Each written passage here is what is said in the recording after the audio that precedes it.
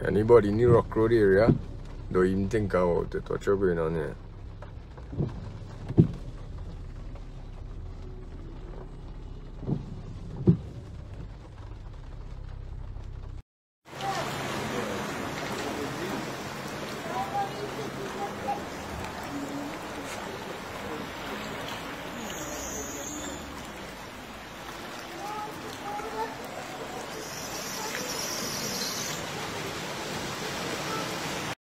Kalau tentang guys, ni rambut.